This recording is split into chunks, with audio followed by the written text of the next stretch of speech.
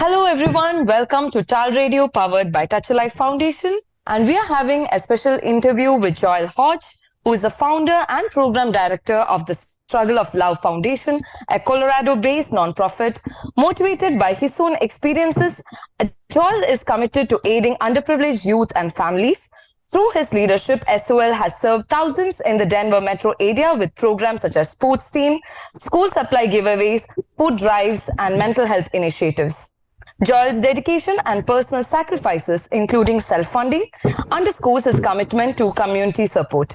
His work has earned S.O.L numerous accolades, including federal and local recognition for its impactful outreach efforts. We extend a warm welcome to Joel Hodge. Hey, how are you? I'm good. How are you? Thank you for the wonderful introductions.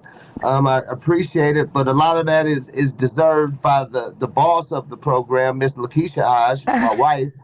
She is the one that helps get all this stuff organized and gets the funding for us to do all this. She does all the hard work. I kind of do the hard, fun work, if that makes any sense.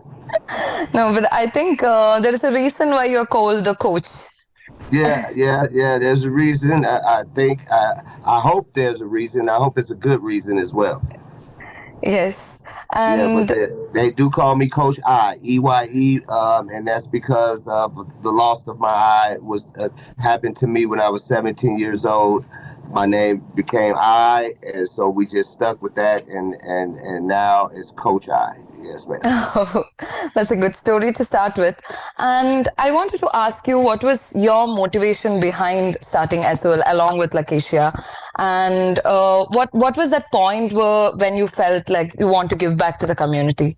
There was a point in our lives when I met Miss Lakeisha. She was homeless.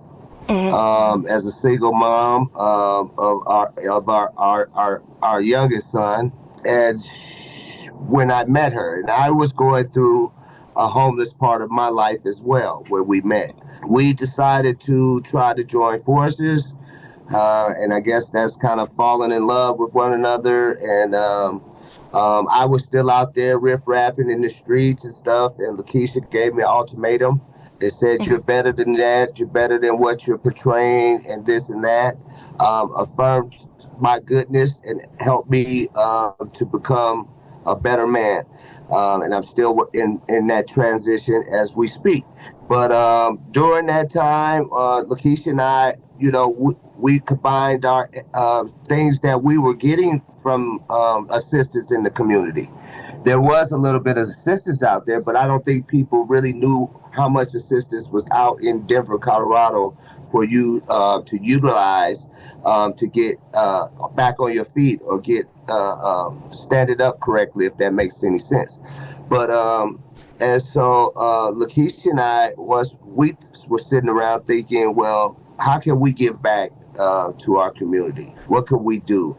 And then her with a couple of other friends of ours were sitting around one day, and we were thinking we wanted to come up with a foundation. We wanted to help people. This is back in 99, early 2000. And so we asked each other, what does our community struggle with the most? And 100% of us said love. Yeah. And so that's how we came up with the Struggle of Love name. Because in our communities, we struggle for love and of love. And of loving ourselves and affirming ourselves as kings and queens on this earth in our human statues. But anyway, so then Lakeisha was working and I was trying to find jobs. And so while she was at work, I would go study nonprofits, be in the library, go this, and that. And then when she would come home, she would do the same thing all night long. Blah, blah, blah, blah, blah. And so finally, we got all our paperwork together, all our insurances, everything that everybody could ask for if you need anything from us as far as nonprofit-wise and rules and regulations of running a nonprofit. And so we got all of those in a row. I would have a big stack. Lakeisha break it down and condense it to a small stack and say, here, this is the way it should be. And so it just became a great team, right? Our dreams kind of coincided with one another.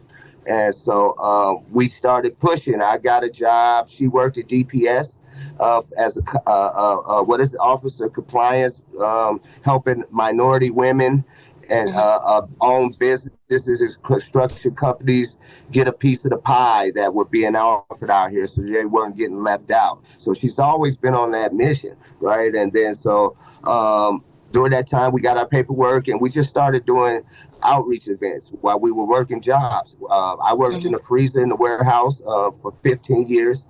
Lakeisha, like I said, worked at DPS for 16, 17 plus years before we were able to get some funding for ourselves to pay ourselves to do this work.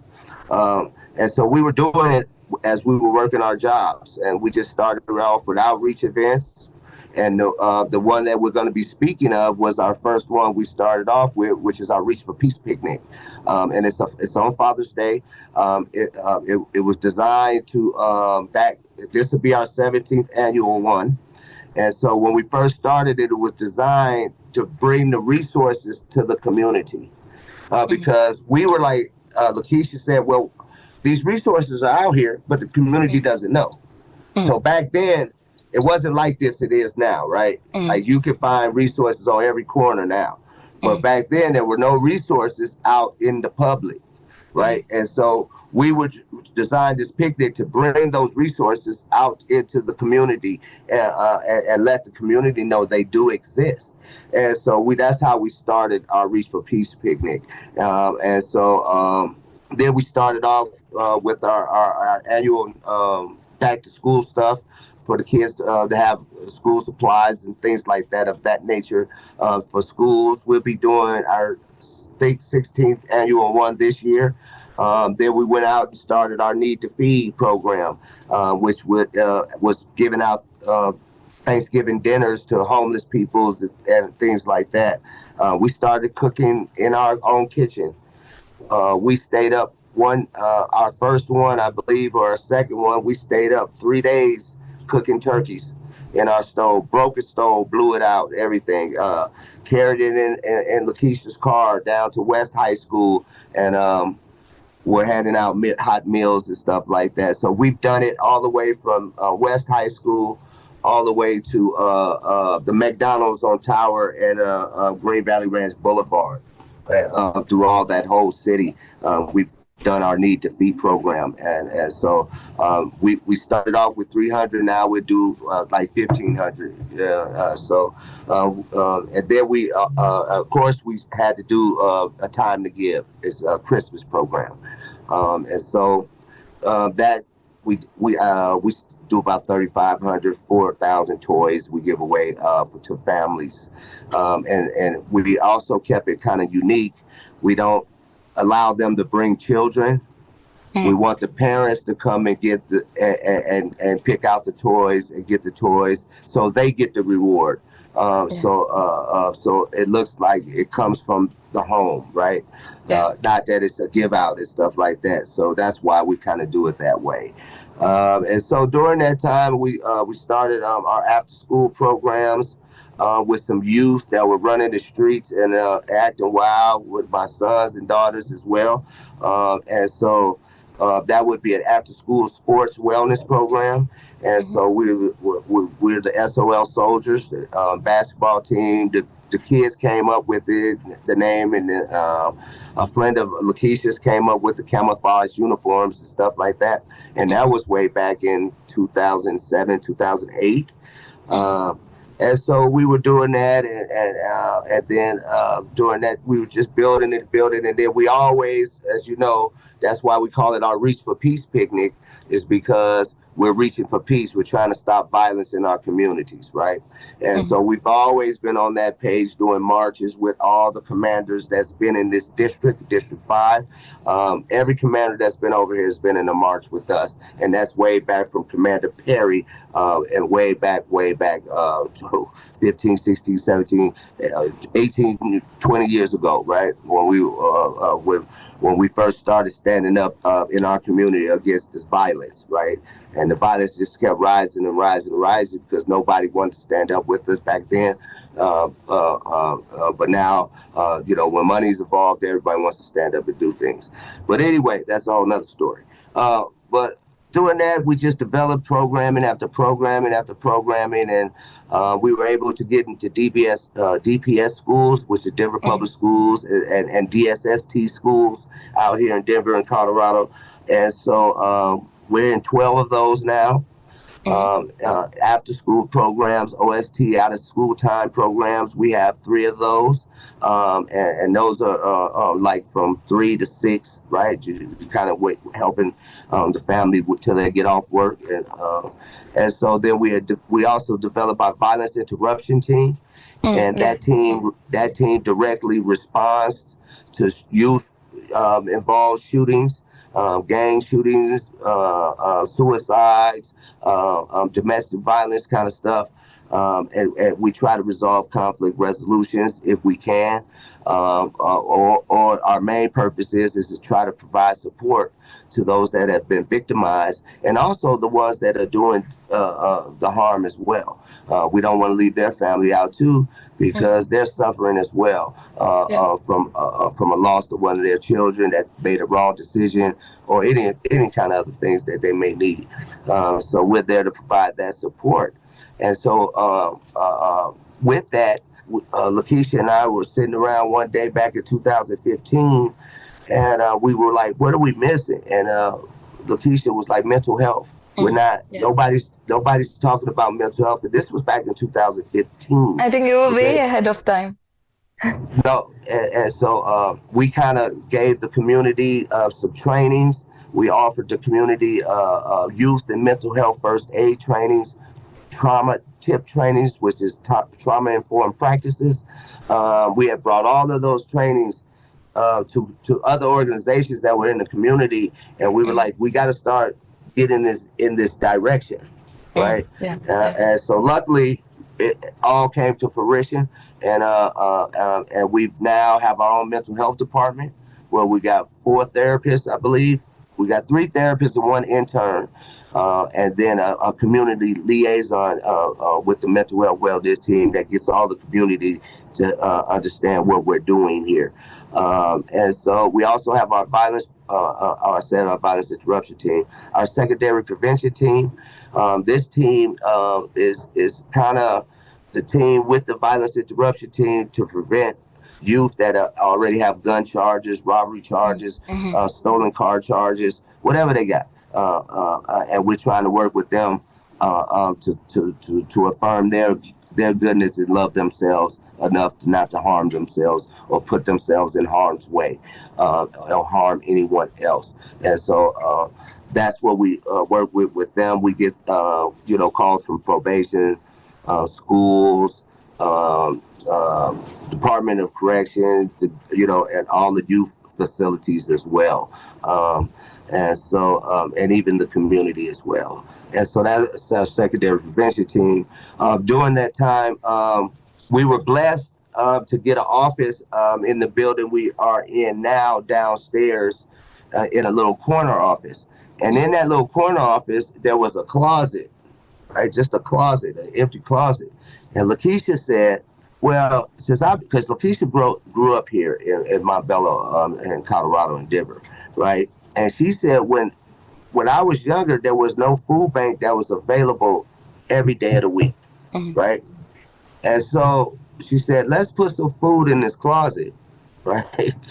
And then you and Deanie, which is my son, our youngest son, y'all go over to Food Bank of the Rockies and pick up, we're going to get this contract with them and pick up some fresh vegetables and stuff. And we're going to offer fresh vegetables on Tuesdays and Thursdays and the canned goods every day. But on Tuesday, Thursday, you get these fresh vegetables and fruit, right?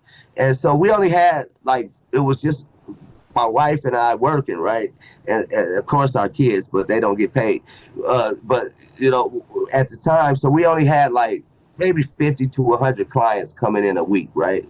And so we got that going, and we were going 5 days a week, right? And trying to provide that little gap of food that was not being provided in this food desert that we live in over here. And so that was working, and then COVID happened. Boom, right? shut everything down. And what did Letitia say? She said, y'all gotta go get food. And then, I was walking down the hallway, and then another young lady was coming, and she has the organizations out here, and we bumped into each other, and that was the plan of food, right? To supply food during COVID. And so we took over the whole building here and had food and every day of the week. You should have seen it. We went from serving. So during that, we had to keep it that way, right? So we went to serving 100 people, a week. Now we serve 150 a day, every day of the week. We're serving 100 plus, and now in our new Aurora location that we have, we're doing 75 a week over there. But in our Montbello location, where we originated the Sacks of Love food pantry, we're doing 150 boxes of food a day, and that contains meat, fresh vegetables, fruit, bread, cakes, canned goods. It's a box for a family of 6 to last them about 2 or 3 days, right? And so Amazing. and so that grew from it grew from like our average way back then we were averaging maybe 10,000 pounds a year. Now we do 1.5 million a year that we're distributing to our community, and that it's just it's amazing, to watch that beauty happen. But and so that those are just some of the few of our programs that we run here. And we also do we have our youth employment.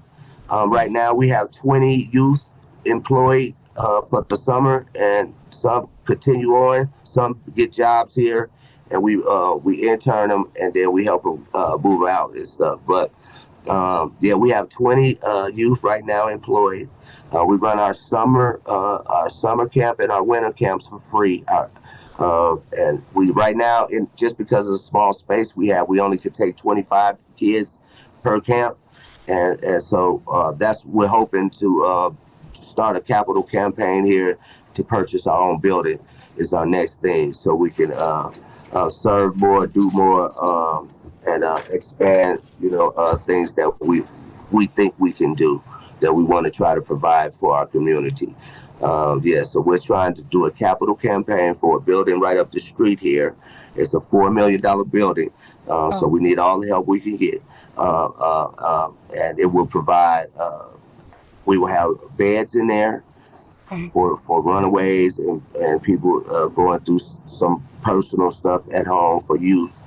We have the food pantry inside. We won't have to be outside, because right now we're outside in the parking lot.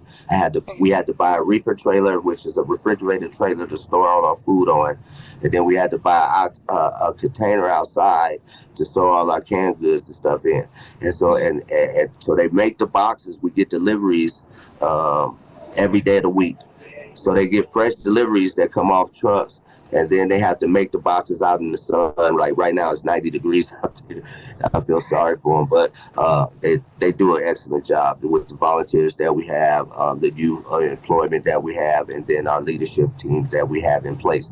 And so that's the Sacks of Love. And then, so our biggest next thing coming up is our Reach for Peace picnic. And that's our annual Father's Day picnic. It is going to be at McGlone Academy, 4500 Crown Boulevard. That's Denver, Colorado, 80239. If you're visiting Denver, come by. With free food this year, we're doing chicken and steaks for all the fathers. Sorry, mothers, you got to eat the hamburgers and hot dogs this year. But no, it's just an event to give some awards to some outstanding fathers in our community. Also, to bring, right now we have 40 resource booths that's going to be there to bring resources to our community, to let the community know that these resources are here and available for you. Take advantage of them before they disappear, because they're not going to last forever. Everything has its time limits. And so you got to get up while you can, while they have all this assistance for us as of now. And if you utilize it in the right way, look at me and look at my wife. I we think utilize. you have done a marvelous job.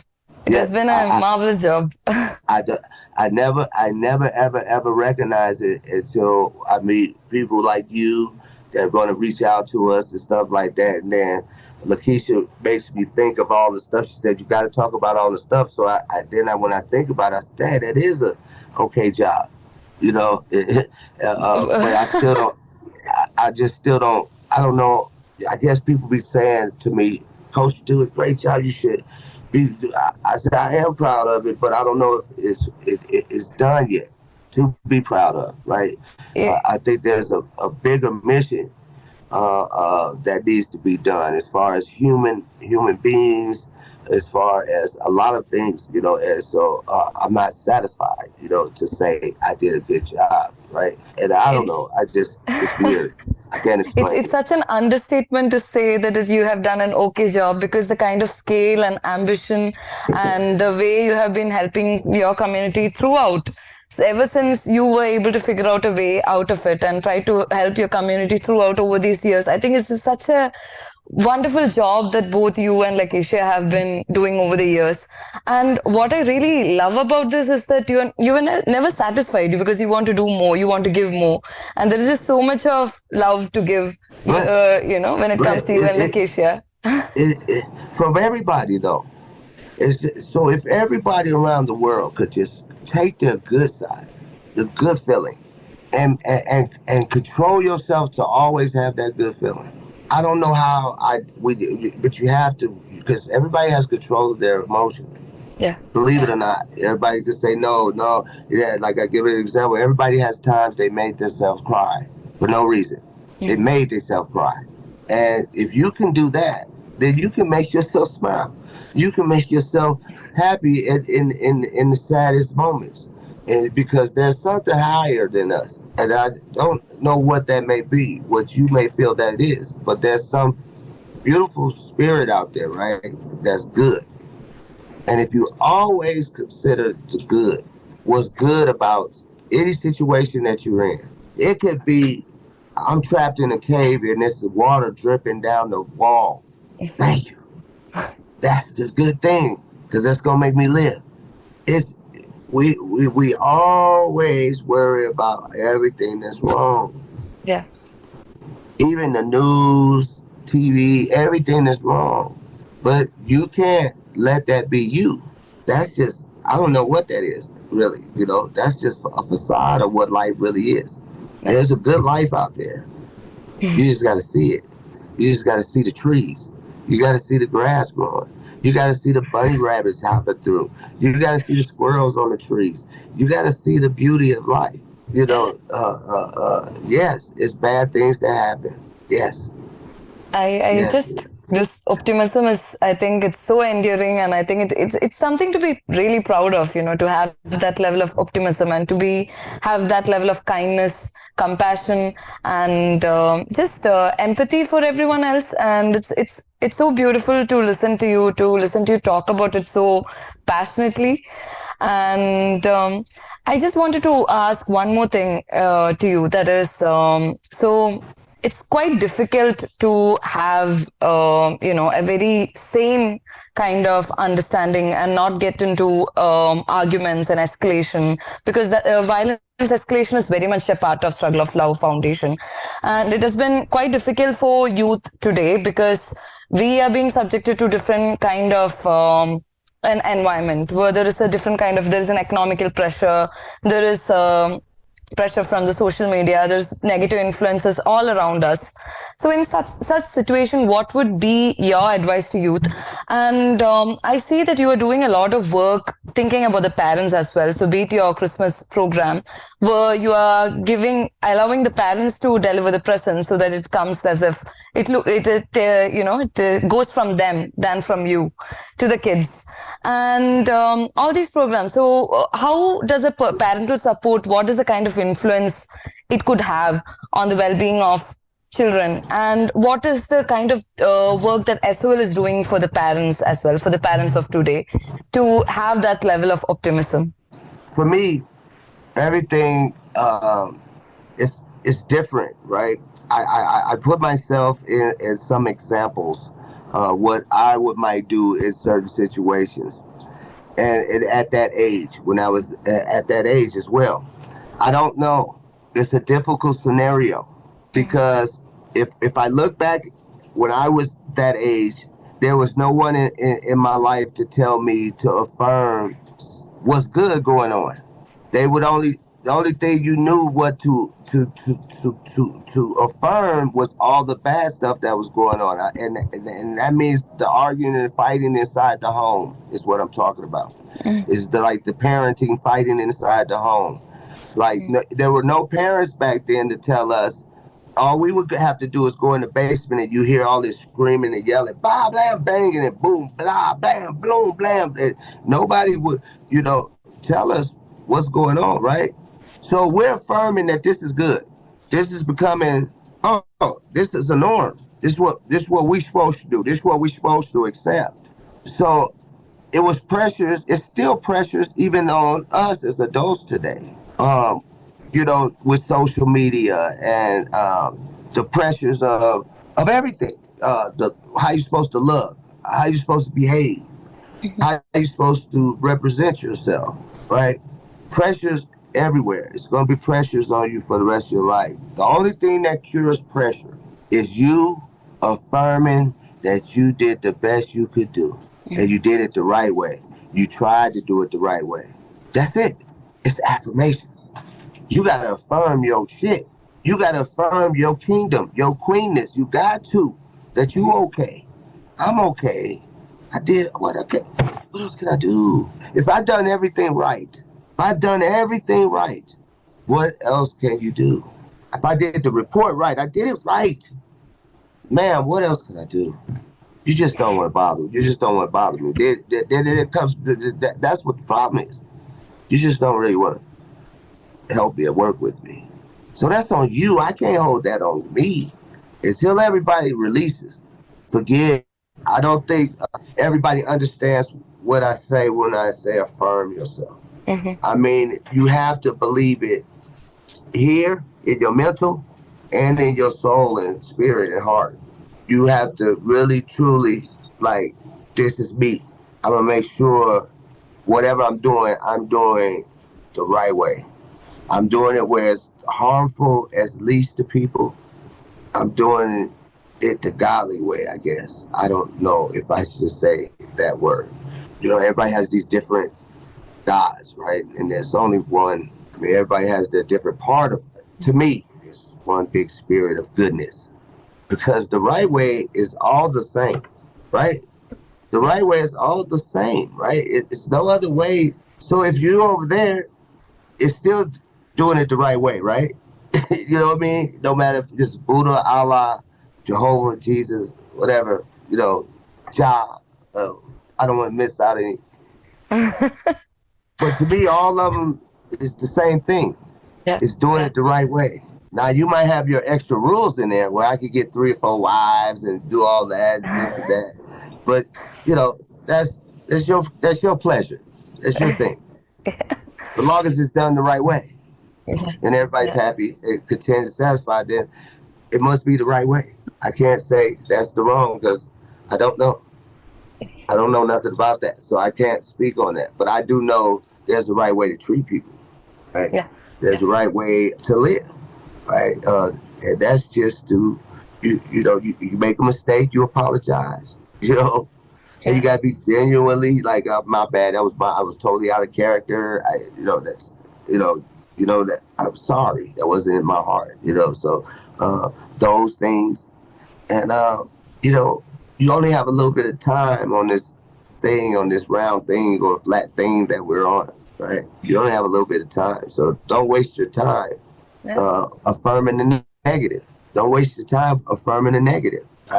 Everybody in the morning wakes up and go, but no, most people look at there and says, you know what, I'm okay, I look good today, I'm about to go out here, do my thing, you pump yourself up. That's affirmation, but you got to voice it, but you have to voice it. That's another thing. People, when they say affirmation, they think, they in their mind, they say, I'm the greatest, but you got to say it. Yeah. You got to put it out there to the spirits, to the goodness. You got to put it out there so it attaches to things. those other people that are saying it. It attaches to them. Then next thing you know, you might meet them in the store. Like, dang, I knew I had. Boo, boo, boo. You know, so it's just funny. It's funny. You know, I don't know. Some people say you're on a different planet. I say, yeah, maybe I am. I'm just on the planet of what am I mad at? What, if I got a flat tire, I'm not going to kick the car, beat the car up.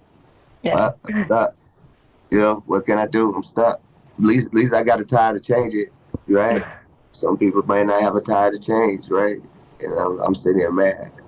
So it's just affirming your goodness, not affirming the bad stuff in you. Because we all have the bad stuff. It's called balance. Because if you didn't have the bad stuff in it, you wouldn't know nothing. Yeah. Everybody got a little, you know, that little, you know, yeah, everybody, that's easy. That's easy. Everybody could just, that's why the world is now, because they take the easy way. Yeah, that's true. They don't control it. They don't control it. They don't say, hold on, bro, I'm not finna do that. I'm not finna shoot you. I'm gone, bro. You can stop yourself. It's you. You got control. You got to believe in you. You got to believe in the beauty of you and what you can do. You can make make things fly if you want to. You can build buildings tallest to the mountain, tallest to the clouds if you wanted to.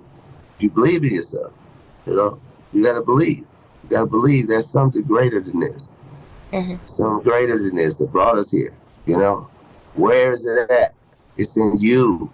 It's in you. You're a part of this. And so if we could, more people that could just take themselves and say, you know what, I'm going to be the best me I can be. Yeah. That would ease the pressure on everybody else.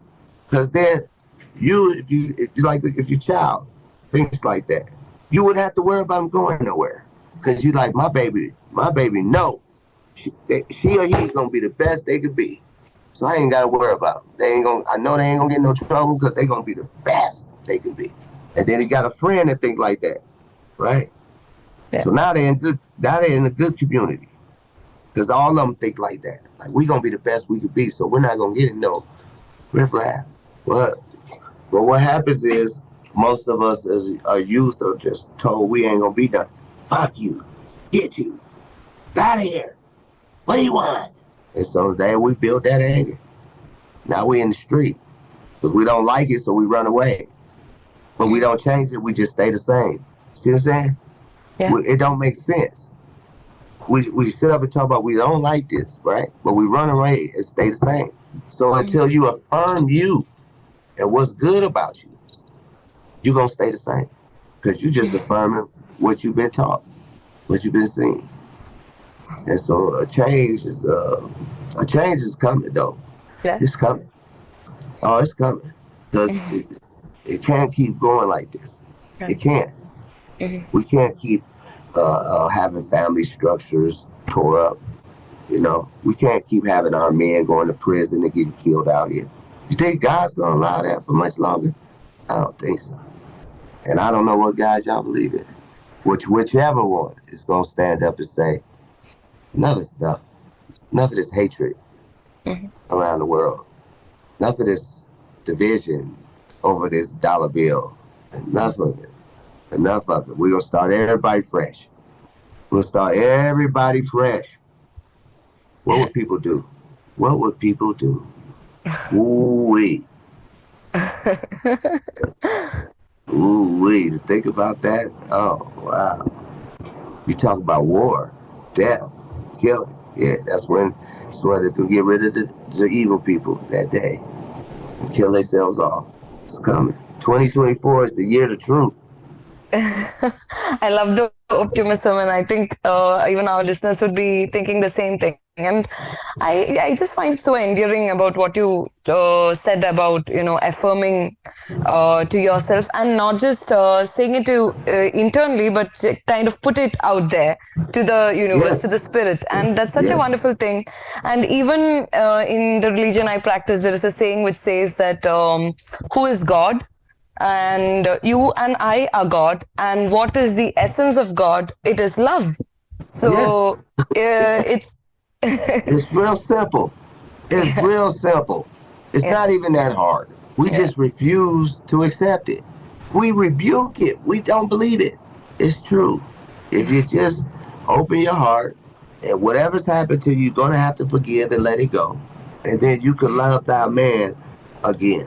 But if you hold on to all the things that's happened to us, I mean, that's from going all the way back to slavery, to the next generation, to the generation of us, being born with drugs and all that era, and whatever happened to you, and whatever you lost, whatever family you lost, whatever friends you lost, whatever you lost, your time, you got to let it go.